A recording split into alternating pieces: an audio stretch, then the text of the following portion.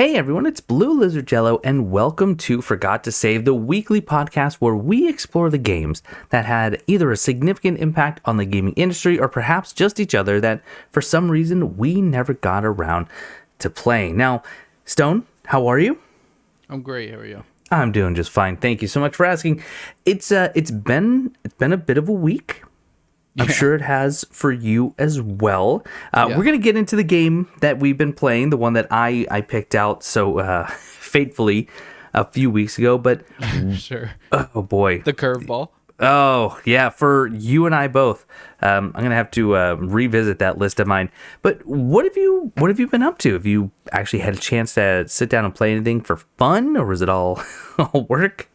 The games we play are fun. In fact, I have been playing a fun game. It's called Chrono Trigger. But not to spoil too much coming up there. No, honestly, I have not been playing many video games. I don't know if since the last time we spoke, I told you I did in fact mod a DS. Did I say that already? You did mention it just casually that right after you said maybe I will, you did. Yeah. Yeah, I got a DSi XL because they're like I think they have the best displays. And I ended up modding it. That was my big project. And as a result, I haven't had much time to play any video games. I did a little tabletop game, but nothing like super time consuming. Yeah, so real quick, just because you and I we were actually just talking about tabletop games. Now, are you a player in any of your tabletop games, or are you currently just the DM? I am.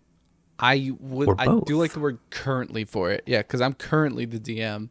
But I have like planted the seeds for like a big world that if any of the players have any systems or anything they want to try, they can like enter it into our canon. So I have a player that is hoping to do just that, and I'm planning on being a player in their campaign upcoming. But as of right now, yes, I only DM, but I'm playing on a super easy D6 system. It's like the easiest experience I've ever had DMing.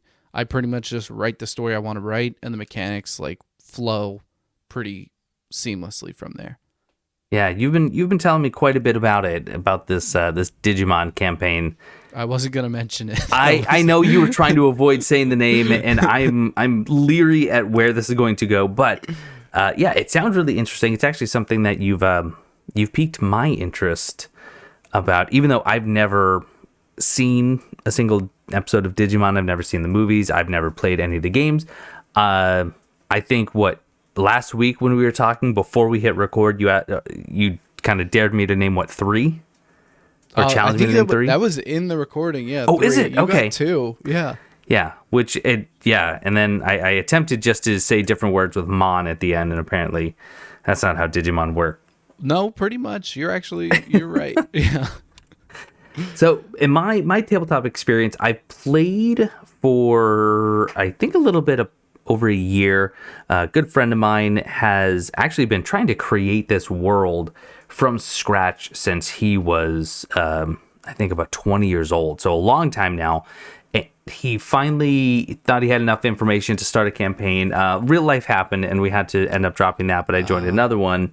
But I found that D&D, or at least 5e, the 5th edition, is definitely not for me. And you actually kind of helped me understand a lot of the why I wasn't having fun, which is a shame, because I really do think that if I was in person, I could have felt more in character and engaged a bit more. But it also makes me really, I don't want to say skeptical. That's not the right word. Maybe a little bit anxious in a bad way to play Baldur's Gate 3. Don't let it.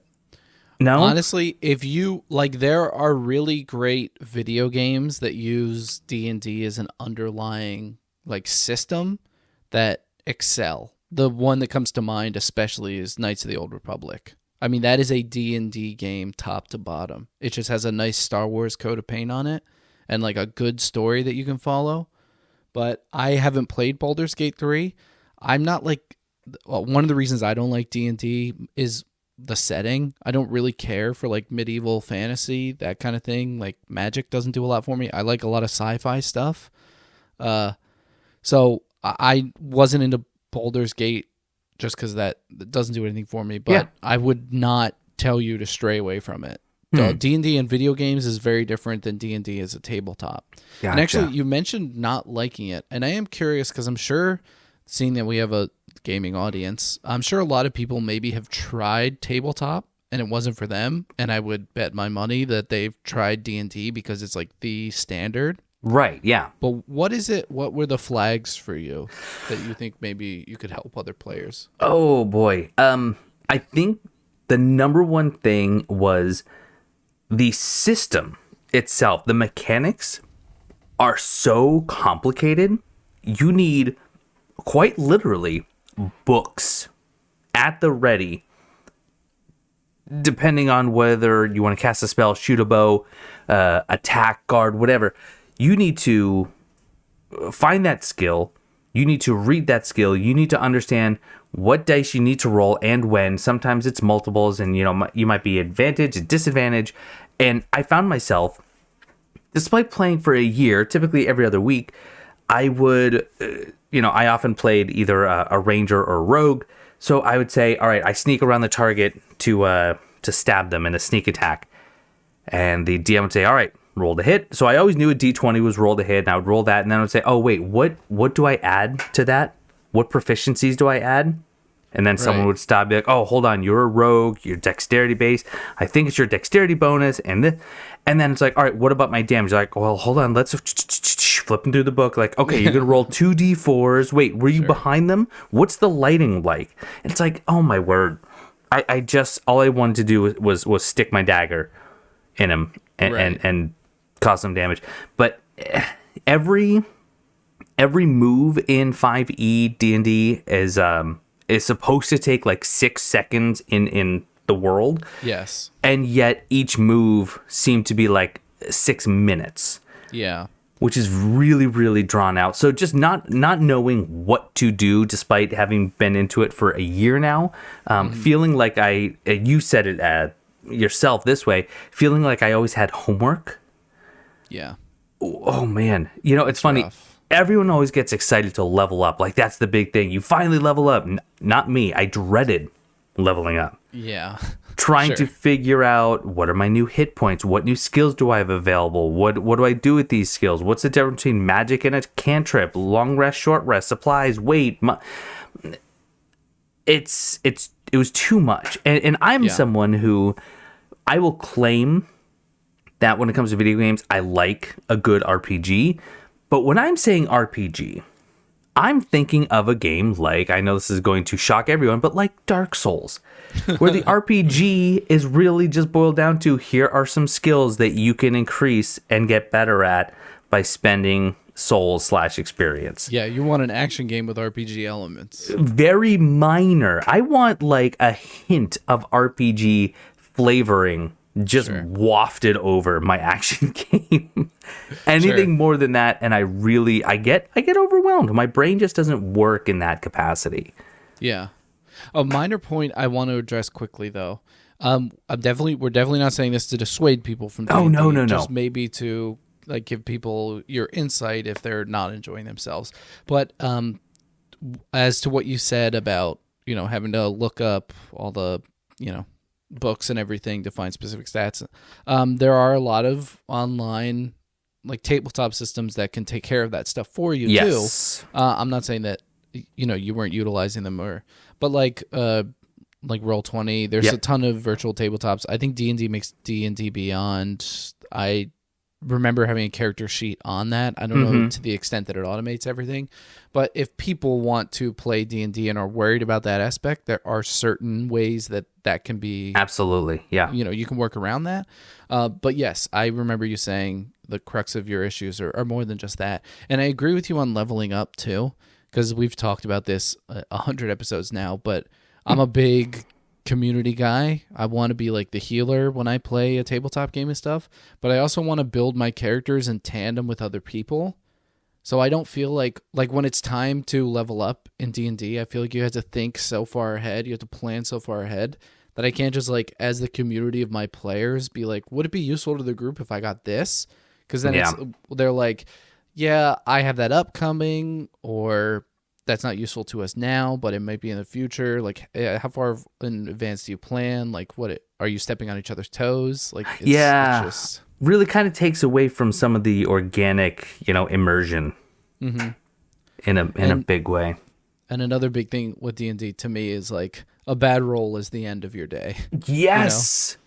Yes, and that would, for some reason, and I know, it's RNG, and I play games that have a lot of RNG, but this took it to an unfun extreme. And it like Stone said, I'm speaking from Blue. I'm not saying D&D is a bad game or that 5e is a bad system, although many D&D players have told me that it is. It's the most video gamey. Yeah.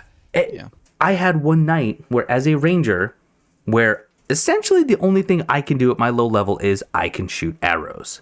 Well, we were fighting skeleton dragons, which were almost immune to, piercing damage, arrows. But also, I missed every single shot that night. And it's like, it's hard to tie that into like a story thing, like, oh, I'm just off today, Right. I'm just off all night long. I might as well not be here. If I ever had a group of friends interested in a new system, I think like for me, guaranteed every time, unless they're like really already like hardcore into like stuff that involves a lot of statistics, maybe even like fantasy football, but like stuff that involves like a lot of number crunching, I'm 100% reaching for a D6 system. And I like something like Blades in the Dark, or what I'm playing is specifically called Animon Story, but it gives you experience for failure. And it gives you an incentive to indulge in your character's desire and maybe some of the darker, that's in quotes because Animon Story is like a game about children, but like the darker aspects of your character. Like specifically in Blades in the Dark, you like recover your hit points by like indulging whatever your vice is, gambling, drinking, doing drugs, that kind of thing. But I think a D6 system, if you are considering tabletop, find the setting that you guys all like, find something that is making your characters be in a group together and rely on each other and is, easily approachable like a D6 system, and encourages you to have a personality as a character and not have a stat sheet as a character, if that makes sense. I know it's stupid to say stat sheet when you're literally paying off a sheet of stats, but I think the other problem, and then we can move on to another topic, but another issue that I had, and this is no slight to either of the DMs that I had, because they really did craft some really interesting stories, is that every single thing we did was all theater of the mind.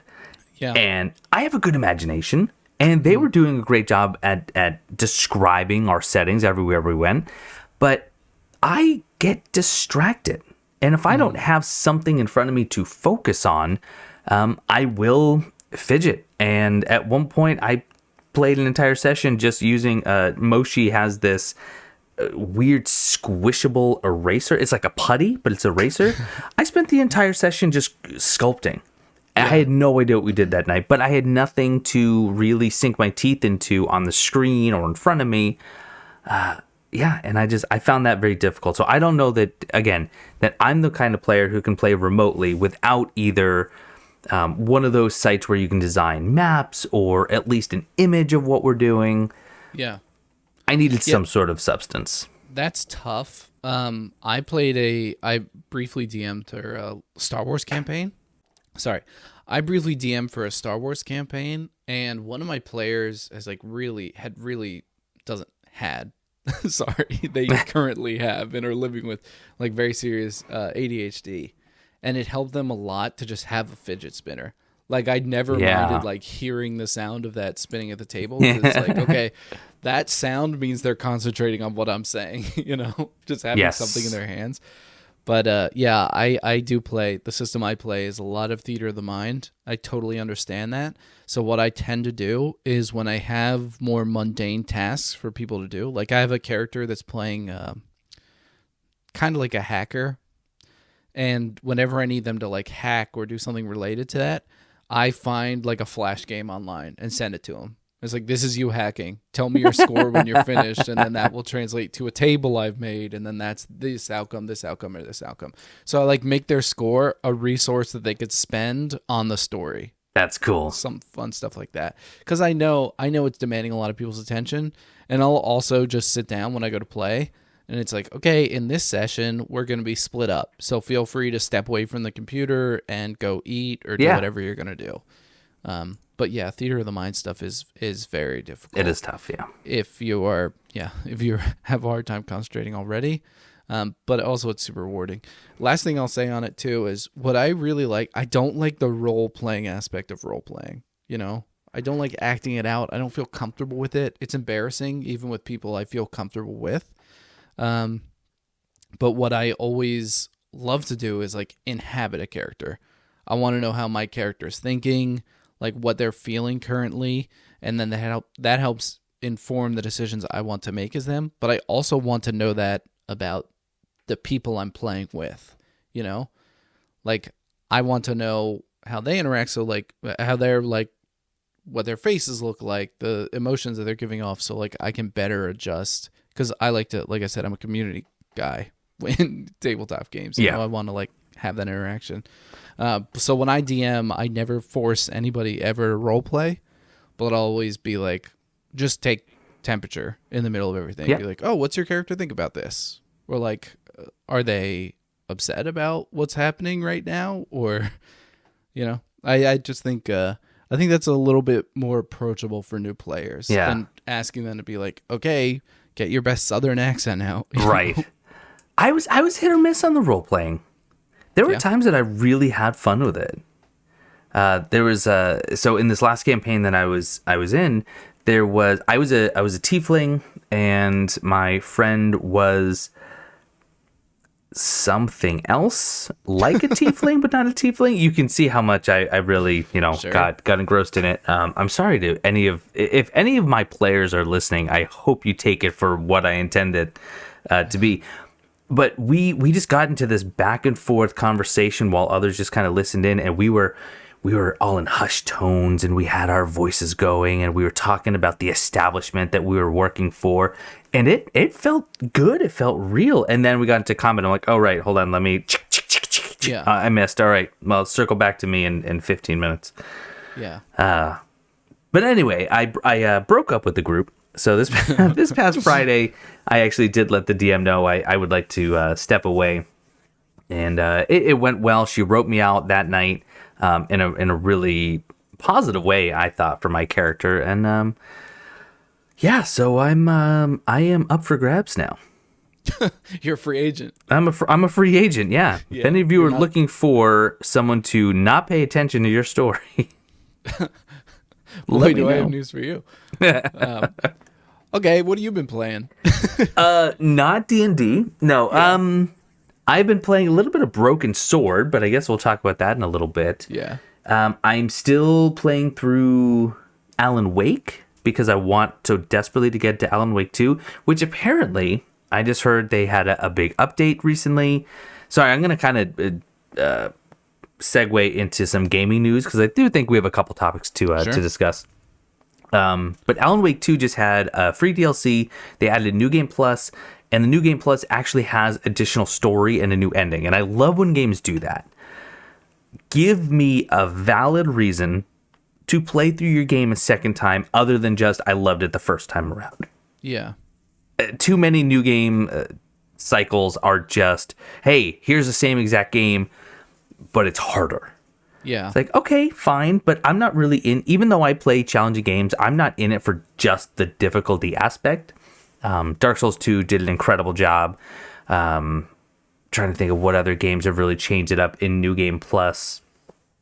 Obviously, Alan Wake now. Another game that just updated for completely free that no one was expecting was God of War Ragnarok. I don't know if you saw that. Yeah.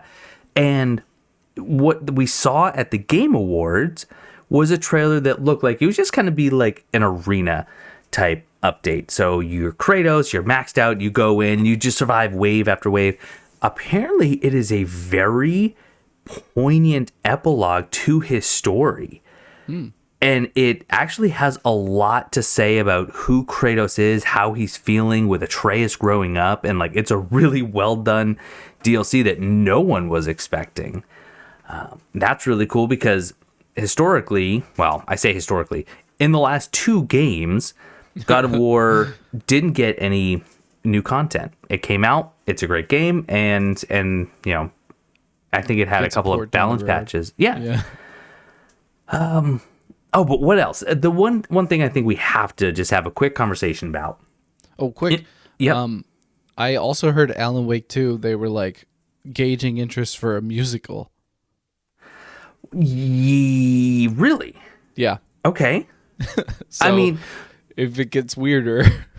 So I watched a friend of mine, Curtain Guy. If you're listening, Curtain Guy, hello, how are you? I was watching him stream just a little bit. I didn't want to get spoiled because I want to play it for myself. And he was playing a scene where the in-game band, which is the Gods of Asgard, I think is what they're called. The Old Gods of Old God, yes. Which is actually...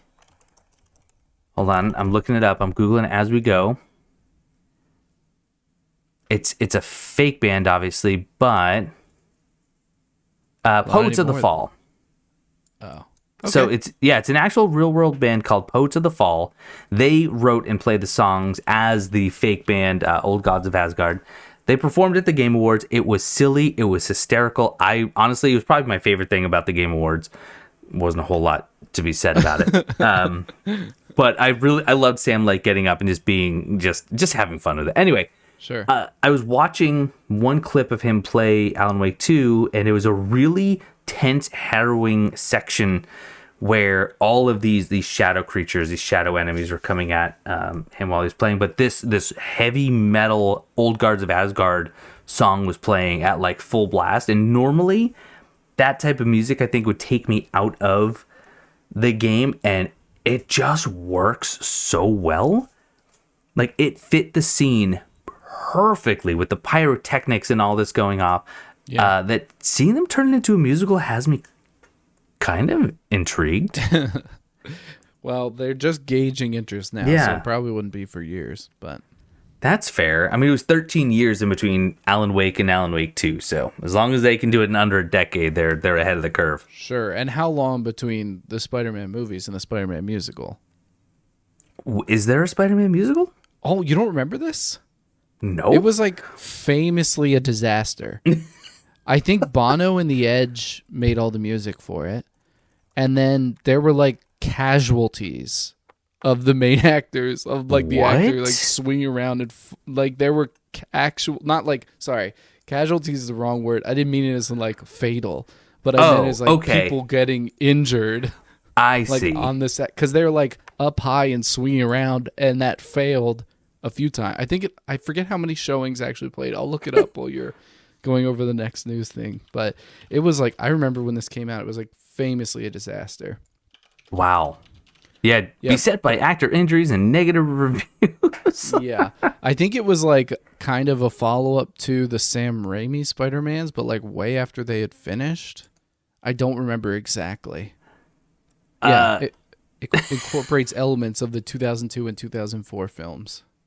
Not to get political here, but just because it came up when I googled Spider-Man, Turn Off the Dark, which is the name of the musical, George Santos claimed to have produced it. I remember that. Yes, that was a recent proclamation that he did, and a lot of people were like, "Why would you lie about one of the most disastrous musicals that has happened in the past, like?" Well, now it's past 10 years, but still, I do remember him claiming that and thinking, like, why would you admit that you were a part of that production? The only people that people remember being part of that is Bono and The Edge. Oh my gosh. But their reputation could shut it off. Yeah, but I remember there being injuries, and like it was all over the news leading up to it, and then it lost a ton of money. Yeah, it was crazy. So the other news topic that I just want to briefly just kind of hear your thoughts. Now you have a little bit less knowledge, I think, than I have on it, but it's a game called The Day Before. Okay. Yeah. So Here's my brief summary of what I understand this game or this debacle to be. Sure. At some point a year ago, maybe even longer, this unknown studio, Fantastic or Fantastic, whatever it's called, they started to advertise. And advertise, I'm using this term loosely because they didn't use imagery or trailers or anything. They just started to talk a big game saying, we have a game in development. It is going to be an FPS, MMO, zombie survival shooter that is going to just be the death knell to all other games of its kind. And no one was really taking them seriously. Mm-hmm. But then they started to kind of put the earworm into the likes of like IGN. And IGN started to regurgitate some of this. But everyone kept saying, but where is your game? Show us a screenshot, a trailer, something. And nothing would come of it. And then they would disappear for a bit and they would come back with some big, bold claims. And then it was supposed to come out. I don't have notes on this, so I'm just kind of recollecting. I want to say it was originally supposed to come out in October, but something like 2 days before the release date, still no screenshots, no trailer or anything, they came out and said, hey, sorry, we have to delay the game. Now, people have been calling them scammers and just liars from the get-go. Sure, but and that's October 2021. I'm looking at it. Wow. Oh, wow. Okay, so 2 years. Okay. So the thing is, they kept saying, well, how are we a scam when we don't have pre-orders available? We haven't done a Kickstarter, Indiegogo. We have not taken any of your money at all. Sure. So how are we a scam, right? So the game finally gets a new release date of December 7th. Which was this past Friday for us. We're recording on December 14th, by the way. But December 8th. What's that? Outed. So, hey, that's all right. We do it a little bit in advance. It makes it so we can keep the content flowing. Yeah. But the game comes out on December 8th, and it is just horrible. Everything I've read about it, I didn't play it. It cost $40. You had to actually buy it. It wasn't like a free-to-play. Mm-hmm. People spent hours in queue just to get in. They had a tutorial that was something like 2 hours long once you got in. They said every single asset in the game was just lifted from the game engine. Like there was no modifications, there was no customizations, there was no UI no AI for the enemies. Yeah, from asset stores. Yes. And it was abysmal. But because of the server issues, and it took you forever to get in, and because the tutorial was so long, most players who got it were being denied refunds because Steam has a refund policy of if you've owned the game for fewer than 2 weeks and you have fewer than 2 hours in the game, you can get a refund. But if you sit in a queue for 4 hours to get in, Steam logs you as having over 2 hours. Yeah. So they were denying all of these refunds, and then nothing from the developers Friday, Saturday, or Sunday, and Monday the 11th, less than 4 days after the game comes out, they put out this obviously prepared statement saying, well, looks like we're not going to recover our losses. We have all these debts we owe. We are shuttering the studio. The game will no longer be sold. It's going to be pulled. So sorry that you didn't enjoy it like we thought you would. That's it. And they also tried to shield behind it. Well, before that statement, it's like, this is an early access game. We're releasing it on Steam early access, so it doesn't reflect the final product, as though there was going to be a promise of another product, right, post launch.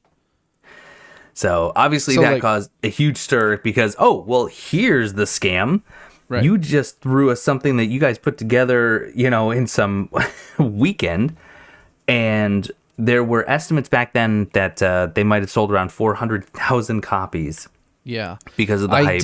I did hear that Steam was working on a way to get people refunds even if they played past the 2 hours. Yes. Yeah. And that was actually, I have to say, it seems like they're doing the right thing because their publisher actually put out a statement a few hours later saying, you know what, we are working with Steam. Anyone who requests a refund will get one, no matter how long you played.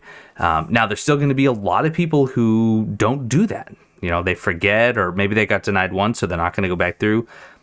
Personally, I think the right thing would be to just have Steam auto refund, if that's even an option. But they did say, what was it, 200,000 copies? They finally said is how many were actually sold, but over 90,000 copies were refunded on day one. That's a huge amount, right? I am on the Wikipedia to kind of get an idea of the timeline that you were talking about, just to like see the dates myself. And there's a paragraph I want to read you here, please, because everyone is throwing around the word scam, and I think that there was definitely some unethical practices being employed here, but I'm having a hard time like seeing exactly what the angle is. I'm not saying there's not a scam there. Sure. I'm just saying like I've been holding off on saying anything until more information comes out, because I completely believe they're in the wrong and they're like scumbags. Yep. But I want to know what the actual hook is. But here's something I found that should have alerted people had they known that this game even existed before it came out. But it says on the 27th of June, 2022, and I'm reading directly from Wikipedia, a user on the social media website X noticed that Fantastic had updated their website to say they're an organization of both paid and unpaid, quote, volunteers, while full-time, quote, volunteers are paid. Unpaid volunteers were compensated with, quote, participation certificates and free codes. 2 days later, on the 29th of June, Fantastic released a statement to the gaming news website Well Played, saying, quote, volunteering at Fantastic means that a person works willingly for a common cause. We consider all team members, including employees, volunteers. So to go back to George Santos for a second, this is the equivalent of when he was claiming he was Jewish, and then when it was found out he wasn't, he came out and said, no, I said I was Jew-ish. Oh, like this is the video game company equivalent of that. Oh my gosh. And that was in 2022. So it seems like the scam was probably what I would consider a labor violation. I don't know what it's like in Singapore. Mm-hmm. But yeah, you really can't do that in America, at least. Or at least on the books. Wow. Yeah, it seems like it's been going on for a while. But yeah, I think the most baffling thing to me really is is this actually affiliated with The Last of Us at all? Or did they just avoid getting sued for how similar this was seeming to be? Absolutely no affiliation whatsoever. Zero. Yeah, but like the font is so similar, the like title's so similar. I'm shocked that legal action was not taken on this. Because I at first, when I saw the day before, so I found out about this when it came out because Donkey posted a video. You know, I hadn't been following this. I didn't see the announcement of it. I honestly thought when he posted that, like, oh, is this because I had heard of, Last of Us multiplayer coming out. I thought like, oh, is this the Last of Us multiplayer? And then I checked it out and I was like, how did Naughty Dog let this go out? So I didn't know till the end of it that no, it wasn't even them. So I would not be shocked if this was also going to be followed up with a lawsuit by them. Do you think that this is why Naughty Dog actually just announced today they were canceling their multiplayer game? I think the timing is convenient to think that way, but I think you don't just like cancel a project like that and make a public announcement. I mean, a lot of canceled projects just get swept under the rug, but the number of meetings and stuff you need to hold before that comes out, that cancellation was known about well before this game came out. No, disagree. Really? I think the game came out on Friday. John Naughty Dog himself sat down and looked at footage and said, "That's our game, guys. They have our game. We're done." They beat us to it. The extraction shooter. No. Oh my gosh. Oh, but no, churn out another Crash game. Real quick. I just want to talk. We got to get to Broken Sword. I know. I'm just kind of stalling, if I'm being honest. Naughty Dog did just announce today they're canceling the multiplayer standalone game for The Last of Us Part 2 that they've been working on since that game was still in development. Sure. That is... Now, Stone and I, again, we kind of talked about this beforehand. I didn't even really intend to bring it up. But I actually applaud their decision. 2 reasons. Number 1, if you read their statement, they talk about how in order for this game to be successful and recoup the money they put into it, it would need to be treated as a game as a service. It would have to be maintained for years with regular content updates. And the way that they saw it, they would have to dedicate most, if not their entire studio, to just maintaining this game. Yeah. And that's not what they're about. They really do make some incredible single player games. Right. And that's where their heart is. That's what they want to continue doing. So that was their first thing. The other thing that I think is really cool is I love studying the sunk cost fallacy. Okay. And for those of you who don't know, sunk cost fallacy is essentially this idea that if you have put in time, money, energy into a project, into a relationship, into anything, that it's worth seeing it to the end because you've already invested. Sure. And that is the sunk cost fallacy. A lot of people will say that hikers on Mount Everest often die because of the sunk cost fallacy. They'll get up to within, just a few hundred meters of the summit, and their guides are saying, we have to turn around. The weather is turning. If we don't, we are dead. Yeah. But they say, no, I've already put in thousands of dollars to get here. I put in dozens of hours climbing this mountain. We have to see it through. And then forced so many Sherpas to their death. Right. And so their bodies are frozen as a testament to the human need to see things through the end. So the fact that they were able to make this very, very difficult decision, kudos to them. Yeah, it's a weird way to start a sentence that you were fascinated in studying it. Yeah, no, I just like the concept of food. I'm not like crazy about the taste. I think it's funny because I know that I'm still to this day guilty of it. I will still try and see things through the end. A book, for example. It's human nature. Yeah. Yeah. I don't like leaving things unfinished, which everyone on my YouTube channel is listening to this saying, oh, really? And now they're going to scroll through all of my playlists. I don't like leaving things unfinished. I just happen to still do that. If you're reading a book, if you're watching a show, you're playing a game, and it's just not for you, stop saying, "Well, I've already put in a D&D campaign." Yeah, there we go. I actually broke my own cycle. Your time is limited, your money is limited, your energy is limited. Put it towards something useful and meaningful. And if it's not doing it for you, cut ties. Yeah. You were studying the psychological blade. But Naughty Dog, if you're listening, and I know they are. For sure. We have that pull. We didn't want this game anyway. And I say we because I love The Last of Us. And the factions multiplayer that the first part had is one of the very few competitive PvP games that I actually enjoyed and played a lot of. It was simple. It was basic. And it still has a huge following now. Take that game, that exact same model, put it into The Last of Us Part 2. You have your remastered coming out in a little bit. Add it, as a bonus to it with the new Last of Us Part 2 graphics and gameplay updates. That's it. That's all we want. Simple. Or consider a Last of Us Part 2 kart racer. That'd be a great multiplayer experience. If Bloodborne can get one, Last of Us can get one. All right, speaking of games that are not kart racers. Well, listen, thanks everyone for coming out. Go ahead and else to talk about. We've delayed the inevitable enough. And I have just been here constantly just saying, yep. Yep. Because I can't actually hear you because I played the PC port of Broken Sword. Which, if you've played it, you'll know is immune to your volume knob. Oh, my word. Was that the case for you?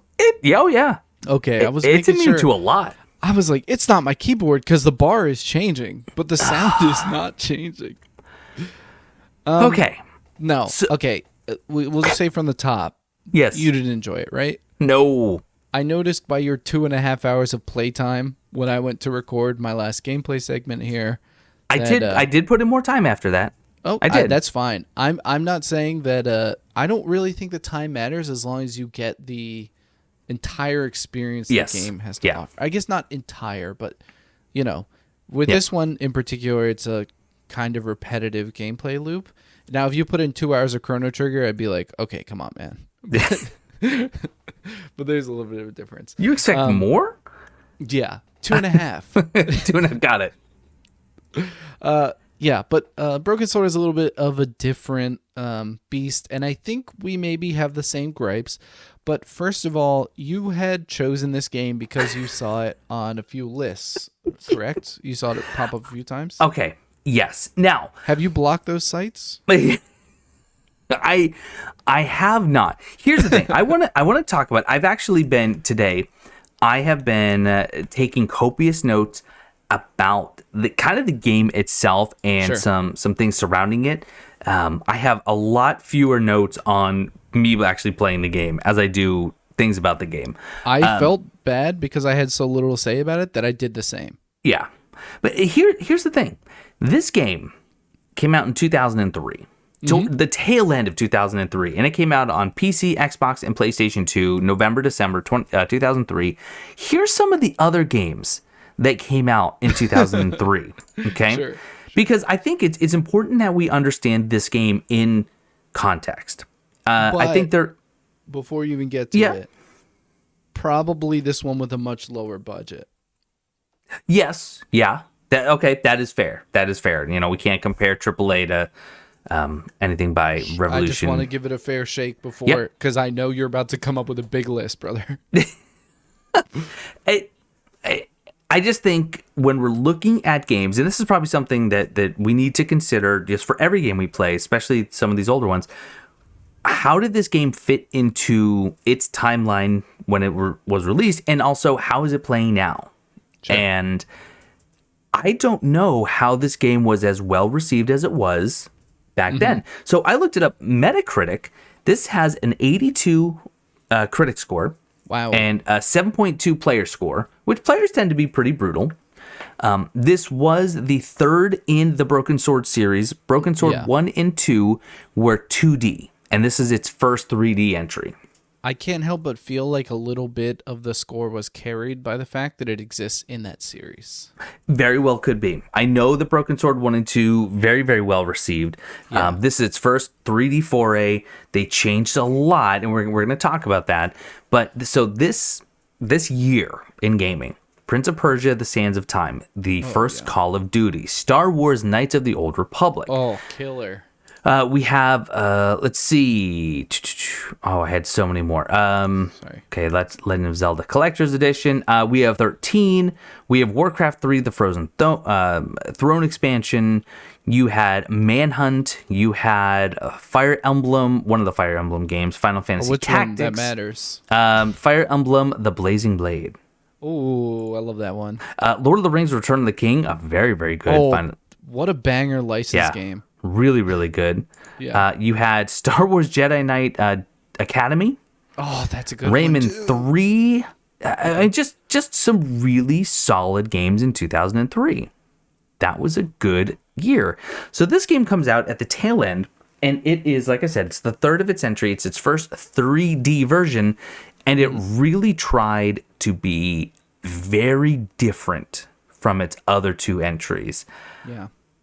1 and 2 being 2D adventure games, they were point and clicks. And point and clicks actually have a huge following. And if you love point and click games and you are a Broken Sword fan, let us know down below if you've played this one. I don't want to disrespect the series, but I just think we came in at a bad entry point. Right, exactly. I was looking into point and click, and you have Grim Fandango, the old Fallout games, Monkey Island. Monkey Island was on your other list, too. It was on my other list. And even, it's still, the genre, to an extent, is still going strong. There was a really well-received game in 2021 called 12 Minutes, which I think... yeah, that was cool. Willem Dafoe, I think, and voice Daisy acted in Ridley. this. Yeah. Yeah. And that was a point-and-click adventure. But here's the thing. A little bit of a twist on it, but yes, you're right. Yeah, that 12-minute time loop was really cool. I didn't play it myself, but I watched it. Here's where, for me, the game lost me almost immediately.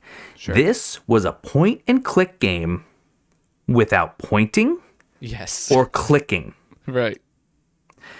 It has no mouse support whatsoever. Yeah. It has no controller support, which, you know, a PC game 20 years ago not having controller support, not that surprising. Right. I investigated that a little bit. Really quickly before we move on, I know that we're talking about an older game here. You referenced the Metacritic score, and I wanted to see how many critics were actually cited in that score. You know, because it's a lot of magazines and stuff at the time. The information isn't readily available. This is got an 82 based on 32 critic reviews, which isn't a ton by today's standards, but still respectable amount for respectable score, you know.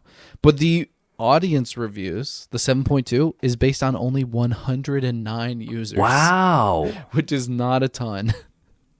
No, I just to see like a recent big game, I pulled up Elden Ring, 92 critic reviews, 13,000 player reviews. I'm going to say that's not a fair comparison. Right. Yes. Yeah. I mean, coming from an existing series, it's still, it's not a ton, but also we have the loss of time to thank for that. Right. But yes, we were talking about moving into 3D quickly. One thing I want to say that I know we're both going to say, because this leads into this whole blurb I want to talk about. The one thing that plagues this game from the start and continues to reoccur, I'm sure the biggest complaint you'll see anywhere you look, you know what I'm going to say? I have a feeling. The sliding boxes puzzles.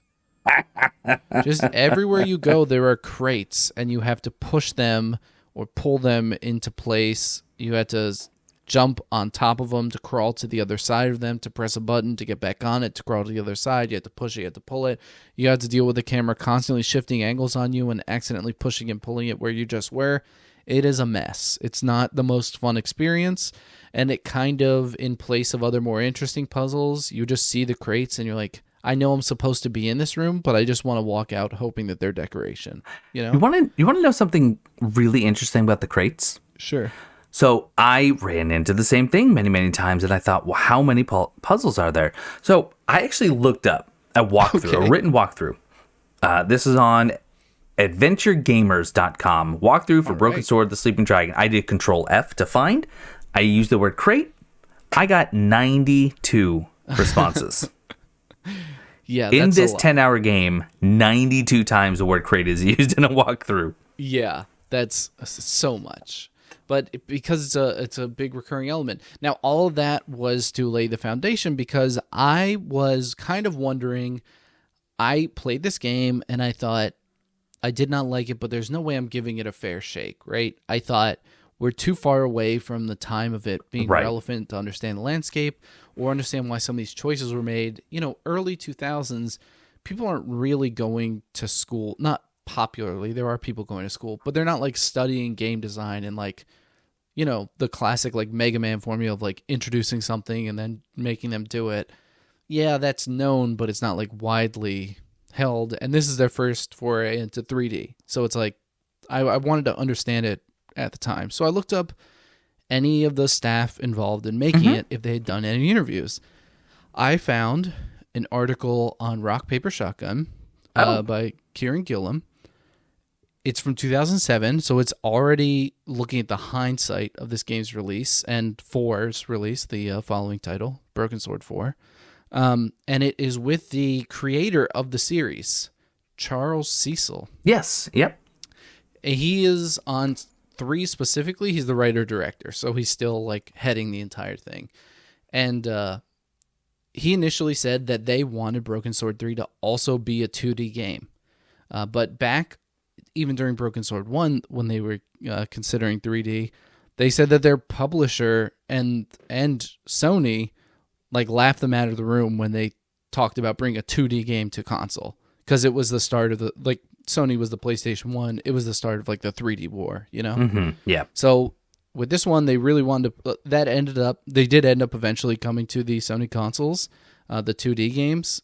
But in order to like really make it happen, their publisher insisted they move to 3D. So it wasn't really their first choice to be a 3D game in the first place with Broken Sword 3. So they had waited to get it onto the PS2 because they really wanted graphically it to catch up to where they wanted it to be. So they even held off before making this, which is why there's a little bit of a gap between 2 and 3. And they said one of the fundamental changes they had to make is what you were starting to say is when you have a 2D game, you're interacting with the environment. You're not just the player, you're also the environment. You can make things happen much more quickly, and you can try all the combinations of items you pick up and stuff like that. When it's 3D, you have to change the player's viewpoint to just be that character, and as a result you were limited to the interactions that just that character can make. You can't click on something at the top right of the screen and make that happen. So it's like it influenced the way they built controls. So they kind of started backwards, like how does the player move? They're limited completely with this, and then we're on top of that, we're limited to not only building something for the keyboard, but we had to build it for a controller specifically. And then from there, it's going to be more difficult because it's a genre that doesn't typically exist in 3D. So in order to make it more comfortable for players, they tried to add a 3D, not a 3D element, sorry, a repetitive element to the game that they would be familiar with. And that's where the box puzzles came in. That's why they kept happening so frequently, because it was supposed to be like they didn't say this, but like a place of comfort that's like you can return to, because the controls, were built for the mindset of people that were like playing 2D games, transitioning to being so limited as just these characters. The quote I saw here that I wanted to read off, though, and this is directly from the article I'm reading. It says, Charles, mentioning one of the oft-mentioned criticisms of the game, quote, "I think box shifting was extremely legitimate within certain contexts, but we overused it. And we also used it in inappropriate points." So he even concedes they wanted some point of reference for players, but it kind of fell flat. Okay. And I would encourage people to read this article now. Again, well, I'll link in the description, but it's a Rock, Paper, Shotgun article. And it's just called The Making of Broken Sword, the Sleeping Dragon. And he talks a lot about the criticisms they got of the game and how most of them are completely valid and what design decisions actually inform them being creative. And I thought it was very eye-opening, because it's like, obviously I'm unhappy with those as a player, but it's nice to get the insight for how they got that way. And I'll tell you, most all of it is inexperience in 3D and a very low budget. Wow. That said, for 2003, I think these characters look very good. Oh, yeah. I would be shocked, like, seeing that this was, like, their first experience in, like, 3D by way of the visual design of this game. But I also am not surprised playing it with the huge empty landscapes and the extremely tedious interactions and controls. It's rough. Yeah. And, one of the things, it does look good, but you're mentioning all these empty landscapes, and they can get very, very empty. What's crazy to think is that I feel like that was deliberate, only because this came out on the PS2. The PS2 kind of had notoriously terrible load times. Yeah, he mentioned that as well. Yeah, so I wonder if perhaps the console optimization made it so that they really had to scale back on some of their, more graphical choices. I feel as though, just reading this article, this doesn't explain it. He did specifically mention the PS2 load times were way too long. So I would agree with that. I think it's just because they had to completely redefine the way they created these games. Yeah. If that makes sense. Like, you have to make the point of interest as appealing as possible, and then you also have to plant seeds for different ways that you can collect items and information all over. So because you're placing so many interactions throughout a map, you also have to like give it a sense of scale, because it's in 3D now and you need to impress people. But also you need to prevent them from getting sidelined in something that is completely useless to them. So it results in a lot of big empty areas, and I think it's just a problem with trying to, like, their inexperience at the game design in 3D. So I'm looking at the timeline of Broken Sword. So there are currently 5. I don't know if you know this, but there's a 5th one coming. And they Sixth one, remade all of them on iOS. Yes. Yeah. But I guess in August of this year, during the Xbox Gamescom conference, they announced Broken Sword Parzival Stone. I believe. Sorry, I'm not sure. You'll have to correct me because you're looking at it. When I was doing research, I believe that's kind of starting the series from scratch again. I could be wrong. I think that's like a soft reboot almost. I'm not sure. Looking at, they actually have a Steam page already. I'm looking at it. It doesn't mention anything about, rebooting it. Okay. I could be incorrect. I could be wrong. But I gotta say, I'm looking at it. The art looks great. They're going to be 2D, but it actually, I like this little key feature, 4K super 2D visuals. Yeah, the art style they have is in the screenshots of the remakes and the ones I've like the iOS remakes and stuff. They have a consistent art style. Sure. And even in the interview for 3, he mentions it's really difficult to go from a 2D to 3D because like in Monkey Island, there's like a lot of what's it called, squash and stretch animation. Mm-hmm. And you have to like decide ahead of time, is it that kind of game? Is it more serious? Like, how do you have to build your character models and stuff? How do you have to create animations? So they created a design philosophy for 3 that like ended up continuing into 4, and then they were kind of locked into that style. So yeah. I guess it's nice that they've been able to finally break that mold. And I think the biggest issue, and there are actually some things that I really like about it, and I'm gonna get into that. It's more about the behind the scenes and its inspiration and some little trivia that I found out. I got to go back to the controls, though. Yeah. I really do. Being a point-and-click game where you can't point or click, it just feels awkward. It's all done on the keyboard. Now, they do have key rebinding, which is nice, and I found the best possible setup that I could have, but it's still just nothing felt intuitive. The fixed camera perspective, I really, really hated. You run from one scene to another, and now all of a sudden you're running almost at the camera, but your controls stay the same until you let go, and then when you go back, then you have to readjust, which is, like the old Resident Evil games, those tank controls. Sure. But it's funny because we talked about this, gosh, I think back in episode 1, where tank controls, were they an intentional mechanic to add challenge? And I found the quote that you had mentioned from Shinji Mikami, the original Resident Evil director, where he said something along the lines of, the use of a fixed camera perspective and the tank controls made the game scarier. He felt that way. He believed it. Right.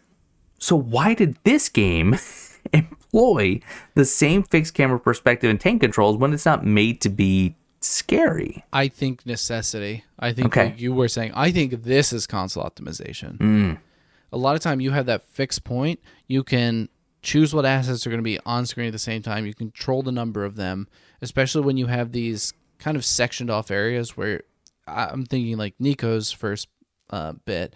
You're in an apartment, you're outside, there's a park, there's a street, cars that are sometimes going by, there's multiple NPCs walking around.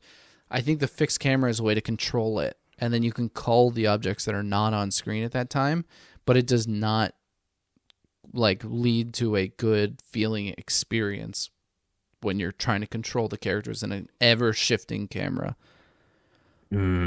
Yeah, I tried desperately to play this with a controller. I thought maybe it's just the keyboard that this is not feeling good. And I was like, I'll throw it on the Xbox because I have the modded Xbox and give that version a try. But then after playing it for a little bit, I was like, I don't think this is worth the effort. No. I don't want to go through the beginning of the game again.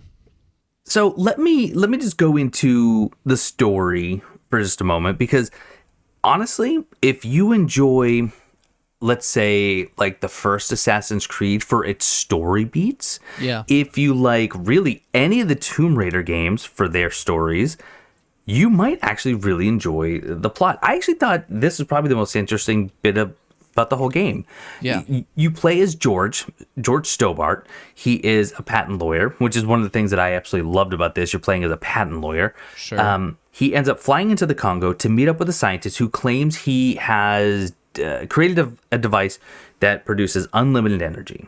And already you can start to see how, certain governments and other agencies might have an issue with that, the almighty dollar and all that. the scientist gets killed, and then you switch gears, and now you're playing as Nico, who is a journalist who was partnered with George before. She is supposed to be meeting with someone who's already dead, and it just goes like through these wacky interactions. You're literally flying all over the world until, and I had to look this up because spoiler, did not beat the game. You end up back in Glastonbury. You meet up with the Grand Master of the Templars, who turns into a dragon. Yes. You then find, you fall through a crack, you fall into King Arthur's tomb, you find a rock containing a sword, and then by the end, you throw the sword into the lake expecting a hand to come up and grab it, and then you're disappointed that nothing happens, and the game ends. So I'm not sure if you made it far enough, but that is based on a real text from Glastonbury. They mention it kind of briefly, and I forget exactly how it's pronounced, so forgive me, but it's like the Voight manuscript? I was going to go into the manuscript. Oh, sorry. No, that's okay. It is, hold on, let me see my notes here. It is pronounced, where's my note? Voynich, the Voynich manuscript. Voynich, yeah. Yes. Here, so, and this is where, if I may, this is what I loved about the game. Really and truly, before I even started playing it, I spent a lot of time reading the synopsis for the previous games, because in the game itself, in Broken Sword, The Sleeping Dragon, there's an extras gallery. And I was curious, so I was poking around. I don't know if you went into there at all. No. It's really cool. There is some background info for you to get prepared to play their game. They have a synopsis for Broken Sword 1 and 2. Oh, that's cool. They have an entry for geomantic energy, also known as ley lines or geomancy, which is this idea that prominent structures and burial sites are all built on these straight lines that were conceived who knows how long ago. I've heard this before, yeah. Yeah, and even like ancient societies, they were able to recognize these lines. They're supposed to be like lines of power. You know, like the White House was built on a ley line. Right. Obviously complete bunk and pseudoscience, but this game sorry to burst anyone's flat earth bubble. But then it also has an entry for Templars for the Voynich manuscript. And let me tell you, if you want to lose some time and be completely engrossed, look into the Voynich manuscript. It is real. Mm-hmm. This is an actual manuscript. There was this husband and wife. Actually, the husband died about 30 years before the wife. And they had this manuscript in their possession that, for the most part, for over 50 years, was kept in a bank vault. And only after she passed away was this manuscript ever looked at by anyone other than them. And she left a note in it. Right at the beginning, it says, concerning the cipher manuscript, not to be opened until after my death. And then it said, only to be open, only to be read by, and she named one person or someone of their ilk. But it's written in an unknown language, in like perfect penmanship, with incredible and elaborate drawings that no one has ever deciphered. Yeah. And I found this documentary. I'm actually going to finish watching it later. I found a documentary on YouTube that someone put together 4 years ago or so. It has over 2 million views. It's over an hour long, and it has hooked me. And the fact that this game actually brings that into it was so cool. Yeah, send it my way. I'll put it in the description of the episode. I have the link. It is very, very interesting. But yeah, I love the fact that this game, it says, look, we are telling a story. It is completely fictitious, but to really give it some body, we have some real historical figures, and we have some historical kind of mysteries that we'd love to kind of play around with and tell our own version of it. You know, we have the Knights Templar, we have this Voynich manuscript, we have the idea of ley lines, and it kind of reminded me in a very big way of Tomb Raider, which came out in 1996, so I'm sure it had some inspiration, where they took these historical, items, treasures, mysteries again, and then they just put, kind of fantastical spin on it. So that they did very, very well. Really did. I have two things to add on to it from the same article, actually. Okay. First thing, they actually were looking to distinguish themselves specifically from Tomb Raider, and that's why they added those box puzzles as like a repeating element. Fascinating. Yeah, didn't hit, but they did try to distinguish themselves from Tomb Raider. But I have a quote here from Charles that I'd like to read in the article. And it's about the manuscript. It says, one of my biggest regrets with Broken Sword 3 was that when the Voynich manuscript was an enormously exciting topic, we didn't tie it into the gameplay, explains Charles. So it felt a little superfluous, like a superfluous add-on, which it shouldn't have done. Gotcha. I'm not quite sure why I didn't see it earlier. I saw it later in development, but you can't go back because if you start tinkering with chunks of the gameplay and story, then it has enormous knockoff. Wow. Effect. Wow. So they have it kind of casually mentioned, but it really has no significance whatsoever in the game. Right. They wanted it to be more significant, and they used it, to tie together, like you were saying, the Knights Templar and all those. Yeah. But very little. And he said it's one of his biggest regrets in that game. Wow. Do you want to hear a couple of cool little trivia bits about people who worked on the game? Oh yeah, for sure. So this one is kind of cool. They did have some good audio despite it being ear piercing, excuse me. Some good ambient, decent voice work, a little over the top and dramatic, but Ben McCullough was the composer for this game, who's also did the audio design for Age of Empires 4 and Sleeping Dogs, so still very much at work in the industry. Sleeping Dogs, yeah, definitely underrated. Yeah. But this one caught me off guard. Do you know, and I know you don't, who voices George Stobart? I do not, no. Okay. You're still not going to know who voices him after I tell you. It's a gentleman by the name of Rolf Saxon. And I said, I don't know why his name sounds familiar, but it does. Let me go down this rabbit hole. So I looked into it. Have you seen Mission Impossible? The first movie? Not recently. Okay. But you know the pivotal scene where Ethan Hunt, played by Tom Cruise, is coming down through the vents, right? Everyone has seen that scene. Right. It is famous. Well, that room, the reason he had to do that is a very, very secure room in the CIA where they contain lots of very, very private information, including the knock list, which is what he's trying to steal. And the analyst that works in there, he has to go through a retinal scan. There are heat sensors. There are decibel meters in there to make sure no one comes in when it's secured. Well, the analyst who works in that room, who is only not in that room because one of Ethan Hunt's other agents actually spiked his coffee and made him sick, that is Rolf Saxon. Wow. How do you even have time for this game? So, if you've ever watched the first Mission Impossible movie and you thought, that guy who really never... Actually, I don't know if he speaks at all in that movie. He'd probably be a great voice actor for a video game. Get out and play Broken Sword. I know that there is a history of the series before it, but as soon as the game started, I thought, is that guy doing a Jeff Goldblum impression? That was like my first thought. Yeah, I will say, how did you feel about the very authentic accents in this game? Nico tried her best. Yeah. She did. Not even, the voice work is, maybe not the voice work, but at least the mixing of it it felt the weakest. I mean, a lot of lines are just stepped on. They're disinteresting. The accents are very bad. Sometimes caricatures. Yes. It's just it's not my favorite part of this game. No. And I'm sure if you were a fan of Broken Sword 1 and 2 and this game came out, it probably scratched that itch.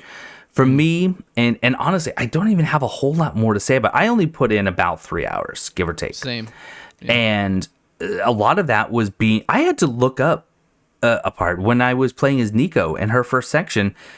I got stuck. I kept going back and forth between, that one cop who was standing outside the park and the apartment. Oh, yeah, I know exactly what you mean. Yeah, I got stuck. I looked up that walkthrough to find out what order I was supposed to do it in, and I found that things weren't very intuitive. And maybe I'm just terrible at these types of adventure point and click games. No, Honestly, if you're seeing my gameplay on the screen, a lot of it was like, okay, I don't want to walk back there, so I'm going to brute force my way by trying every single item in my inventory. Yep. I did that it's just many so times. Much backtracking. If you Right. miss one thing, I'm gonna just try and combine the items if I have to combine them. right? Every move I made in the game it felt tedious and it felt Exactly. unnecessary. And it's even like I found a key. Okay, go into inventory, select key. I put the key in the lock. Okay, well, why didn't you just open it? You know what I want to do. So Right. it's like 5 actions for something as simple as unlocking a door with a key. Yep. You know? And it's like, I don't like to use this term because I know when they were designing the game, it wasn't this. But like, it feels like padding. It feels artificial, like adding length to the game so that people feel like they got, I paid 30 hours in that game. It's worth the money. Yeah. There's this really interesting video that I actually just watched yesterday, and I'm actually going to look it up because It's about the sunk cost fallacy. it's not about the sunk cost fallacy. No, it's about puzzle design.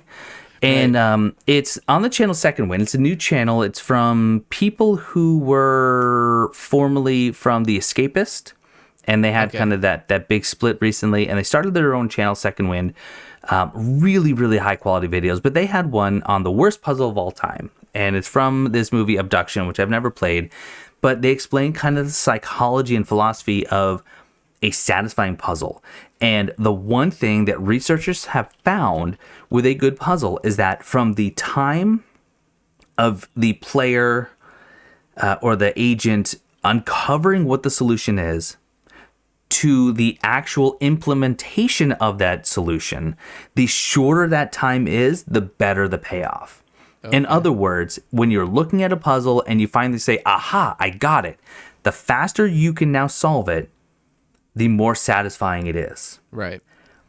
But when you look at a puzzle and you go, oh, I know how to do this, and then the solution is still dragged on and on for some reason, it loses that oomph. And this game was full. In the 3 hours I played was full of, oh, I know how to do this.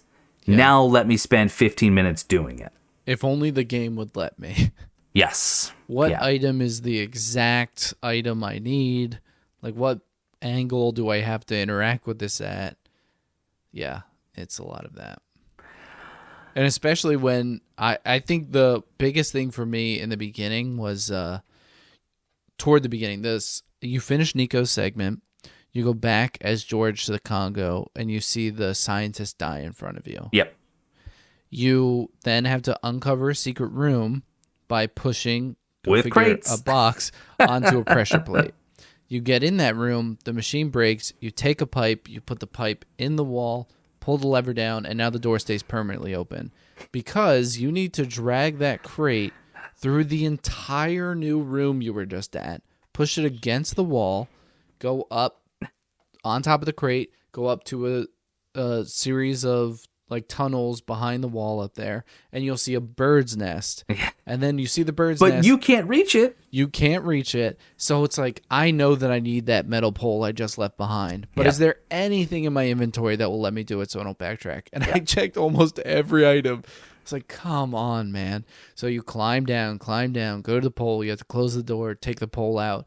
Then you have to climb back up, knock down the bird. And you don't even know why you need the bird's nest. So, okay, let's say you're a player, you see the bird's nest, and you're like, I don't know why I would need to kill an innocent egg, maybe. Yep. You walk by it. You have, I would genuinely say, about 2.5 minutes of fighting the controls while you sidle across cliff's edge and climb up something, climb down something, to get to the very end of that puzzle to try to light something on fire with a magnifying glass.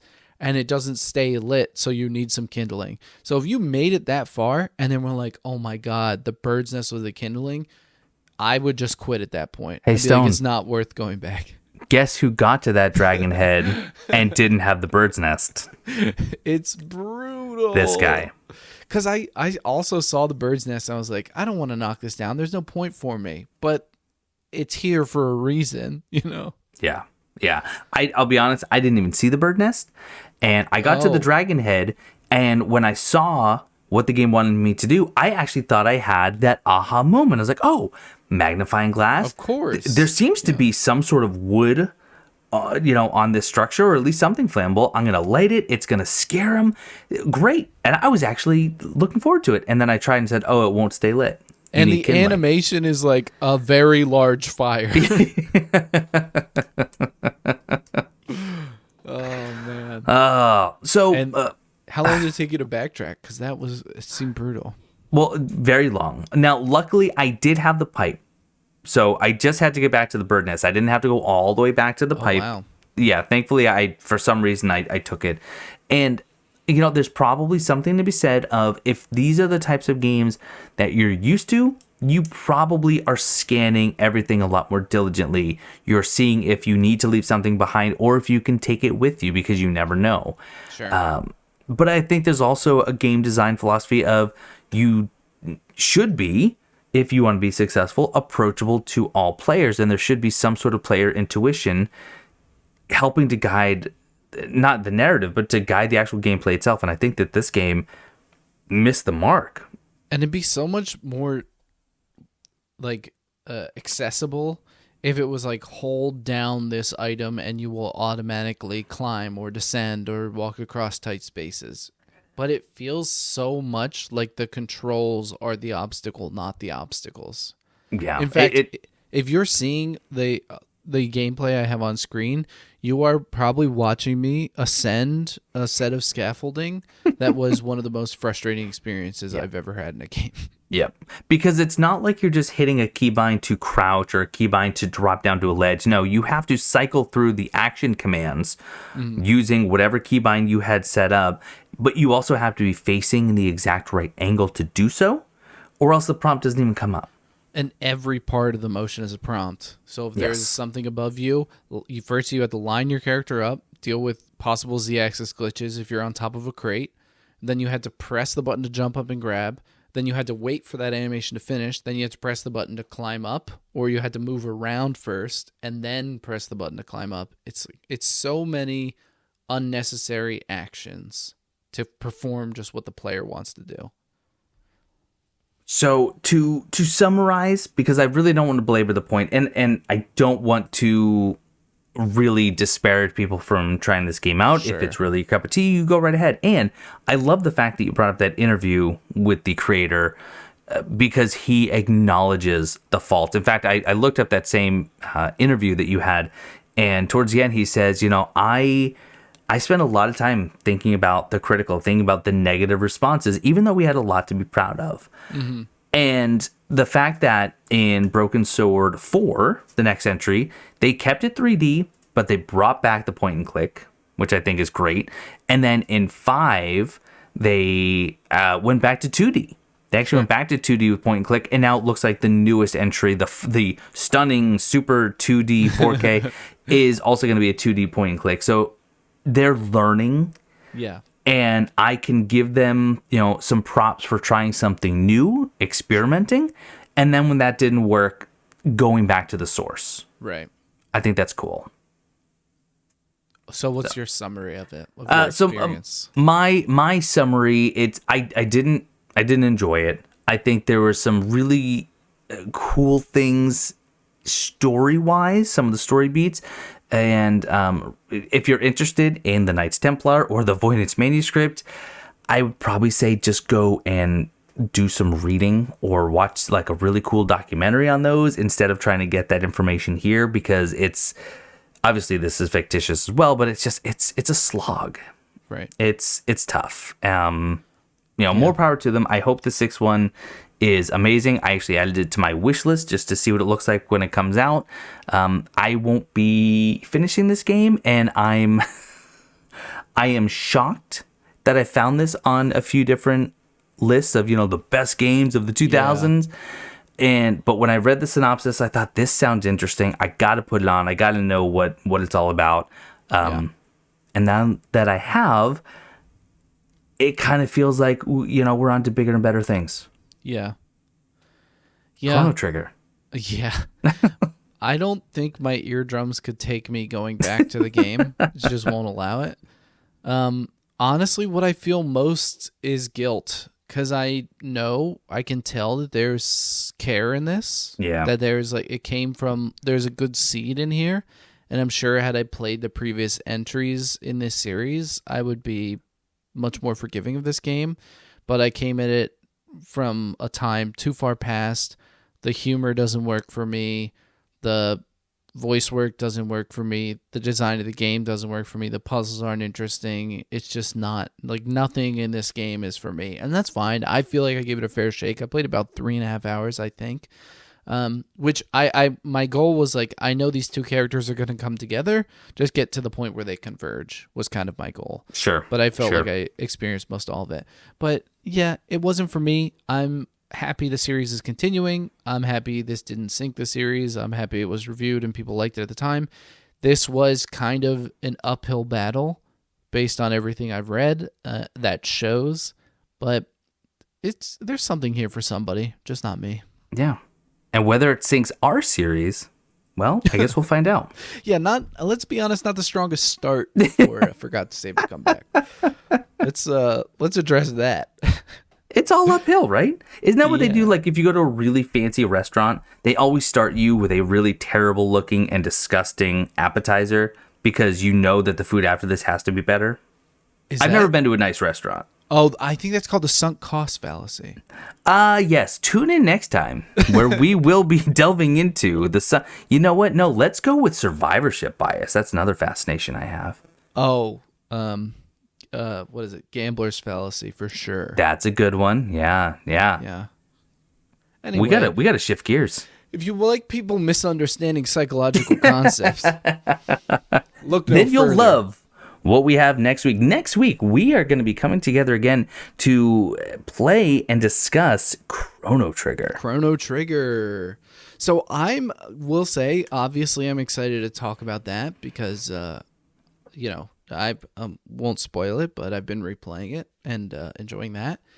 But I am actually very excited to see how this alters your upcoming lists that you're going to offer to me. Yes, yeah, because after next week, we're going to come up with 2 different lists, one from me, one from Stone, and I am really going to put a lot more time and energy into it because just doing the best of is really obviously not going to cut it. It's so funny you named other games in 2003, and all of them I was like, oh, that'd be really fun to play on the podcast. Right? KOTOR is actually one of the ones on my list because I didn't know if you played through it. I never finished it. I put a good amount of time in it, but I never finished. So we'll do a D&D talk in that. There we go. But yeah, thanks for sticking with us, guys. You can give us your suggestions and let us know what you'd like us to play together. And if you played Broken Sword 3, let us know, 1, if you had played any of the previous Broken Sword games in the series, and 2, how you enjoyed this particular entry. Does it stand the test of time in your opinion? And do you think some of the insight we looked into here really changes your perspective on it? And if we're wrong, if we got something wrong and you feel differently, please let us know and we'll have that conversation very gladly down below. Sure. We've been going for an hour and a half. We got a lot of stuff wrong, including actually, I meant to tell you earlier, but you completely misdefined the sunk cost fallacy. Almost definitely. Yeah, absolutely. I did Intro to Philosophy about 12 years ago. Didn't go to class, only went for the tests. I know everything there is to know about philosophy because I just nonstop watch Sigma Male podcasts. Oh, good. Yeah. Good. Yes. I've been watching The Rookie on Hulu. Is that the same? No? All right. Nathan Fillion? All right. We need to leave, guys. That is going to do it for this episode of Forgot to Save. Tune in next time where we will be discussing Chrono Trigger. I've never played it, and honestly, I just picked it up and installed it right before we hit record, and I might go give it a shot right now. Sure. Right now, for us, it's currently on sale for half off, so I hope at least you feel you got your money worth. But we will talk about it next week. Thanks, everyone, for listening, and don't forget to comment down below what kind of games you would like to see us play and what you thought of this one. Thank you and goodbye. We will see you next time.